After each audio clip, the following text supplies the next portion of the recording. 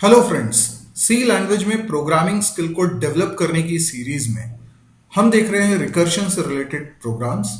आज का हमारा टॉपिक है recursive function to calculate sum of digits. तो पहले तो हम समझते हैं कि हमें क्वेश्चन में करना क्या है। हमें सबसे पहले यूजर से एक नंबर एंटर करवाना है। ठीक है, अब यूजर से जो नंबर हमें एंटर करवाना है वो हम किसी वेरिएबल में स्टोर करवा लेंगे। फॉर एग्जाम्पल हमने एक वेरिएबल बनाया, ठीक है, और इसको नाम दे देते हैं x। अब यूजर ने कोई नंबर एंटर करा, फॉर एग्जाम्पल 1246, ठीक है। तो हमें क्या करना है, 1 + 2 + 4 + 6 करना है, यानी सम ऑफ द डिजिट्स। तो इसका रिजल्ट क्या आएगा फाइनली, तो फाइनली इसका रिजल्ट आ जाएगा 13। ठीक है, अब ये कैसे करना है, और ये हमें रिकर्सिव स्टाइल से करना है। जब भी हमें रिकर्सिव फंक्शन बनाने हैं हमें 3 स्टेप में प्रॉब्लम को सॉल्व करना है। सबसे पहली स्टेप, हमें जो बनाना है, सपोज कर लीजिए कि वो ऑलरेडी बना हुआ है, यानी हमें जो फंक्शन बनाना है उसका नाम रख लेते हैं सम। ठीक है, ये फंक्शन का नाम सपोज कर लो, और हम क्या चाहेंगे कि ये फंक्शन एक आर्ग्यूमेंट ले, वो वैल्यू x में स्टोर हो जाए और ये रिटर्न कर दे सम कैलकुलेट करके। ठीक है, ये फंक्शन हमको बनाना है, पर ये बनाना हमें रिकर्शन से। तो हम ये सपोज कर लेते हैं कि ये फंक्शन तो ऑलरेडी बना हुआ है। देखिए, रिकर्शन की प्रॉब्लम को सॉल्व करने के लिए ज़रूरी है कि हम सपोज करें कि ये फंक्शन बना है, क्योंकि रिकर्शन में होता ही है कि फंक्शन खुद को कॉल करता है। अब अगर हम लॉजिक बना रहे हैं और हम फंक्शन को कॉल करना चाह रहे हैं, खुद को ही कॉल करना चाह रहे हैं, तो हमें ये तो एज्यूम करना पड़ेगा ना कि वो फंक्शन ऑलरेडी बना हुआ है, तभी तो हम कॉल करने के बारे में सोच पाएंगे। तो हमने सोच लिया कि सम नाम का एक फंक्शन है, अगर इसमें हम कुछ वैल्यू पास कर देते हैं, जो भी वैल्यू पास कर देते हैं, जैसे कि मैंने पास कर दिया 1 2 4 6, तो ये हमें रिटर्न करके क्या दे देगा, 13 रिटर्न करके दे देगा। अब लेकिन ये कैसे करेगा, तो देखिए, जैसे अब हमने एग्जाम्पल लिया है 1 2 4 6, इसको सॉल्व करने के लिए हम बोल सकते हैं कि यदि हम इस फंक्शन को दोबारा से कॉल करें, ठीक है, रिकर्शन का उसूल क्या है, फंक्शन खुद को कॉल करता है, लेकिन जब कॉल करता है तो वो ओरिजिनल प्रॉब्लम को थोड़ा सा रिड्यूस करके कॉल करता है। यानी फंक्शन जब खुद को कॉल करेगा तो अब इसमें 1 2 4 6 पास नहीं करेंगे, बल्कि एक डिजिट हम कम कर देते हैं, 124 पास करेंगे। ठीक है, तो क्या होगा ना कि ये सम फंक्शन जो कि हमने सपोज कर लिया है कि बना हुआ है, और इसमें जो नंबर हम पास करते हैं उसके डिजिट्स का सम ये कैलकुलेट करके रिटर्न कर देता है। तो ये 1 2 4 का सम करेगा। ठीक है, तो ये कितना हो जाएगा, 7 ये रिटर्न कर देगा। इसमें मैं क्या ऐड कर दूं, ये 6। तो क्या हो रहा है ना कि सम ऑफ 1 2 4 6 निकालने के लिए मेरे को फॉर्मूला मिल गया कि मैं 6 को, यानी लास्ट डिजिट को ऐड कर देता हूं बचे हुए नंबर के डिजिट्स के सम से। तो बचे हुए नंबर के डिजिट्स का सम निकालने के लिए सम फंक्शन जो हमने सपोज किया था उसको कॉल कर लेंगे। ये हो गया हमारा रिकर्सिव केस, है ना। अभी इसी को थोड़ा जनरलाइज वे में अगर लिखना चाहते हैं तो हमें सम करना है x का। इसको सम करने के लिए हम करेंगे x मॉड्यूलस 10, ये हमें रिमाइंडर दे देगा, लास्ट डिजिट दे देगा। इसमें हम ऐड कर देना चाहते हैं सम x डिवाइडेड बाय 10। तो अगर 1 2 4 6 में डिवाइडेड बाय 10 करेंगे तो क्या आएगा, 1 2 4 आ जाएगा। तो ये जो रिजल्ट आया है ये है हमारा सॉल्यूशन, यानी x एक नंबर है, उसके डिजिट्स का सम ये कैलकुलेट हो गया है। और तीसरी सिचुएशन हम देखते हैं बेस केस। अगर सम के अंदर वैल्यू आएगी 0, यानी x की वैल्यू 0 होगी, ऐसा भी लिख सकते हैं, x अगर 0 है, ठीक है, तो वो हमारा एंड है। यदि x 0 है तो क्या करना है, रिकर्शन करना बंद कर देना है। क्या रिटर्न कर देना है, रिटर्न कर देना है 0। ठीक है, अब इस प्रोग्राम को मैं कोड करके बताता हूं, यही चीज हम लोग कोड करने वाले हैं। तो मैं फंक्शन बना रहा हूं इंट सम इंट x। ठीक, तो यहां पे रिकर्सिव केस क्या था,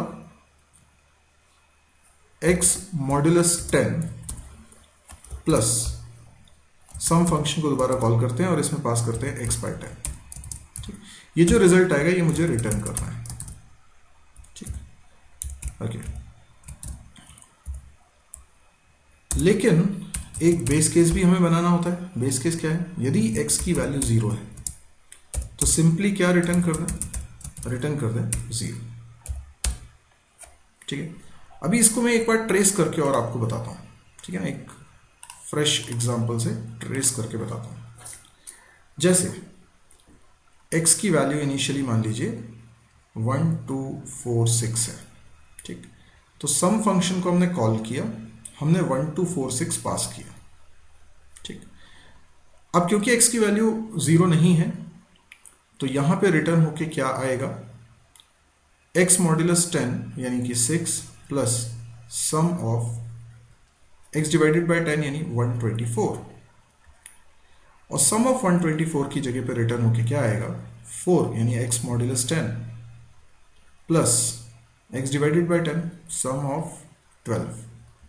सम ऑफ 12 की जगह पर क्या आएगा? 2 प्लस सम ऑफ 1 की जगह पर क्या आएगा? 1 प्लस सम ऑफ 0, क्योंकि 1 डिवाइडेड बाय 10 कितना हो जाएगा? 0, और सम ऑफ 0 की जगह पर क्या आने वाला है? 0 आने वाला है। तो ये फाइनली क्या बनने वाला है? 0 प्लस 1 प्लस 2 प्लस 4 प्लस 6। तो यस, ये सम आ जाएगा। अगर आप 0 तक नहीं ले जाना चाहते हैं तो लास्ट डिजिट तक भी आप ले जा सकते थे। ठीक है, थोड़ा सा और इम्प्रूव हो सकता था कि अगर आप 0 तक नहीं ले जाना चाहते हैं तो आप इसकी आखिरी डिजिट तक ले जा सकते हो। ठीक है, तो कैसा होगा आखिरी डिजिट? यदि x डिवाइड, एक ही डिजिट बची है तो x डिवाइडेड बाय 10 कितना हो जाएगा? 0 हो जाएगा। यस, अगर एक ही डिजिट बची है तो 0 हो जाएगा। तो फिर हम क्या रिटर्न करा देंगे?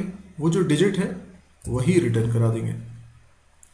तो इससे एक कम बार ये चलने वाला है, यानी जब एक ही डिजिट बची है तो उसी समय ये नहीं कॉल होगा, बल्कि इस जगह पे रिटर्न होके क्या आ जाएगा?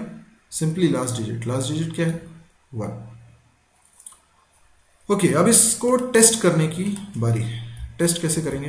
तो सबसे पहले तो हम डिक्लेरेशन करें इंट सम इंट। ठीक, अब मेन फंक्शन बना के हम इसको टेस्ट करने वाले हैं। तो हमने लिखा, एक वेरिएबल बनाते हैं, printf enter a number,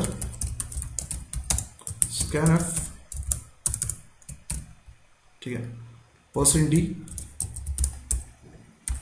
address of x, एक वैल्यू एंटर होगी। अब मैं कॉल कर रहा हूं सम फंक्शन को और इसका रिजल्ट प्रिंट कर रहा हूं। तो printf, क्या लिखूं?